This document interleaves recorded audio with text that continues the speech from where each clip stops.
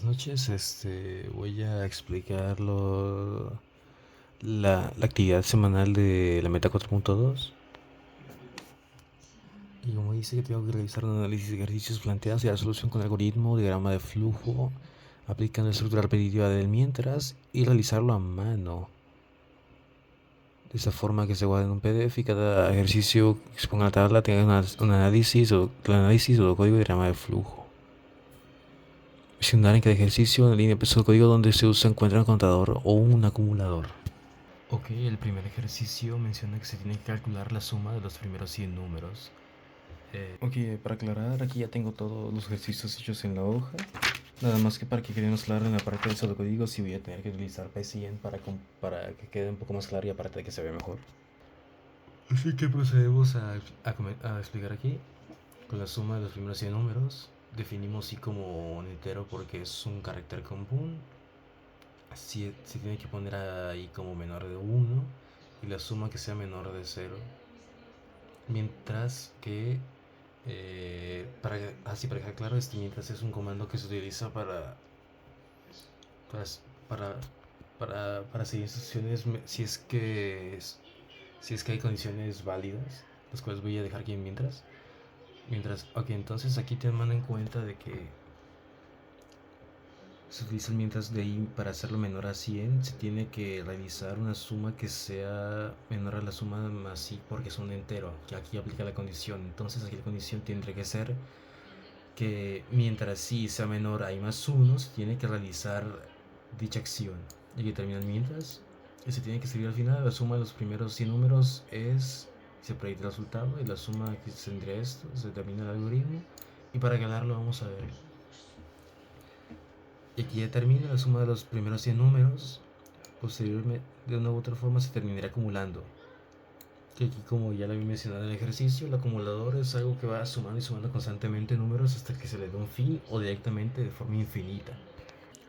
Aquí en la tabla de análisis se muestra que se tienen que ir sumando números de 1 hasta 100. Y aquí se tiene que dejar en claro que para que se vaya juntando la cantidad, como el acumulador lo deja aquí en claro, se tiene que ir juntando de números de 2 en 2 hasta llegar al número 100 veces multiplicado para que así nos dé el resultado. Y así de una u otra forma se multiplica por sí mismo. Aquí para un ejemplo, 0 más 1 tener que dar 1 y luego se le suma el 2 para llegar al segundo número y después eso daría 3, se le suma el tercer número y sucesivamente hasta que tener que llegar a unos 5050. La suma después y ese es el resultado. Y con el diagrama de flujo pues es un poco lo mismo, solo que dice es un poco más simplificado porque aquí primero se deja claro como una instrucción con el romboide. Con el rombo aquí directamente se deja como decisión si es que se asesina o no, si es directamente no, pues termina, si es que no se hace nada, cosa que es literalmente imposible. Y si se hace algo, pues se suma solo, teniendo en cuenta de que ahí será un valor constante que se va a ir acumulando con el pasar del código y ahí quedaría, no es difícil. Aquí tenemos que leer un número entero y positivo n que cambie y calcule e imprima el valor de n factorial para que aquí la n factorial sería igual a 1 por 2 por 3, que es el equivalente a 3 números, ¿ok? Aquí en este caso definimos n y factorial como enteros porque son caracteres comunes. Se escribe, introduce el número entero y el positivo, que se lea de n o similar. Si es que n es menor a 0, entonces que se escriba el número debe ser positivo.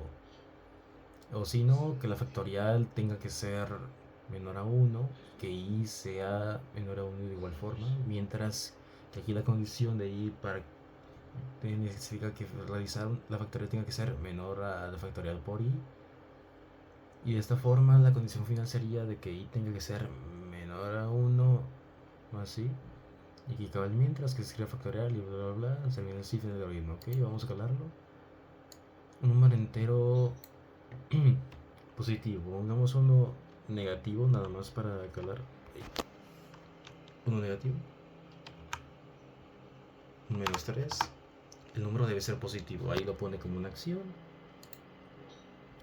Aquí pongamos un entero positivo. Y el factorial de 5 es 120 porque se multiplica 5 hacia abajo, lo cual es algo redundante teniendo en cuenta de que se puede hacer fácilmente para comprobar. Ok, Ok, Como tal análisis, pues es literalmente lo mismo, no se tiene que hacer tanta ciencia aquí, solamente es multiplicarse por sí mismo hacia abajo cada que te lo pide el factorial. Y con el diagrama de flujo, pues es un poco lo mismo, es que aquí tenemos que especificar que se introduzca un valor positivo y entero. En este caso, si el n es menor a 0, se tiene que pedir un número positivo, y si no, pues directamente tiene que realizarse la factorial de forma consecutiva. Aquí sería un acumulador. ok, el tercero pide que se realice un algoritmo para generar n elementos de la sucesión Fibonacci. O no sé qué quiso decir, pero básicamente contar números. Aquí se obliga el contador. Ok, aquí pues ya sucesión Fibonacci, que definimos n, i, a, b, perdón, como enteros, porque son caracteres comunes. Se escribe, introduce la cantidad de elementos n, que se lea n. Si es que n es menor a 0, entonces que se escriba el valor de n debe ser mayor que 0 para diferenciar negativos. De lo contrario, a, b e i tienen que ser menores a 0, 1 y 1, mientras que la condición aquí de i para que n haga la escritura de a tiene que ser menor a más b, de igual manera que la condición final tendría que ser que a sea menor que b, b sea menor que siguiente e i sea menor que i más 1. Aquí acaba el mientras y se va a aclarar la condición. Ok, vamos a realizarlo. La cantidad de elementos de n, pongamos 7. Y así se contaría desde 0 hasta 1, porque de esta forma estaría aplicándose el contador, ¿ok? Hagamos otro número, pongamos 5, y así sería hasta 5. Y ahí quedaría. La tabla de análisis lo muestra de una forma más detallada, al dejar en claro que la cantidad de cifras debe ser hasta 6. Por un lado A tendría que ser desde 0 hasta 5, y del lado B tendría que ser de 1 hasta 5 para que sea igualado al lado A. Es por esa razón por la cual siempre hay dos unos y no dos ceros, porque de lo contrario sería literalmente redundar en lo nulo. Posteriormente se tendrían que hacer las operaciones, se suman A y B y tendría como resultado para que no haya errores. Y aquí en el diagrama de flujo, pues es literalmente lo mismo, pero de una forma más detallada y descrita, como tener que tomar dos decisiones para que así no sea un mal conteo. Ok, para finalizar, aquí se nos pide que elaboremos un algoritmo que permite ingresar 10 letras cualquiera y luego nos indique al final cuántas vocales y constantes se ingresaron. Ok. Aquí pues definimos las letras como caracteres, porque ya lo mencioné, son caracteres sencillos. Definimos serie de vocales y consonantes como enteros porque se van a imprimir si es que las vocales son inferiores al 0. Igual que las consonantes, se tiene que tener en cuenta que i tiene que ser menor que 1 para que nos lo deje imprimir.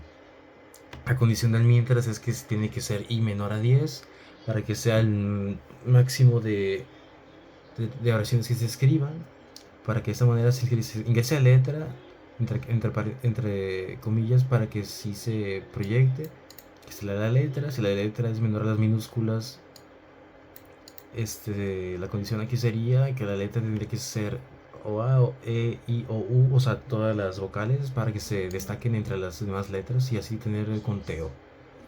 Aquí nada más se tendría que escribir la cantidad de vocales y cantidad de consonantes para diferenciarlos, ¿ok? Aquí lo vamos a comprobar. La letra 1, una G, letra 2, una A, y así vamos a hacerlo.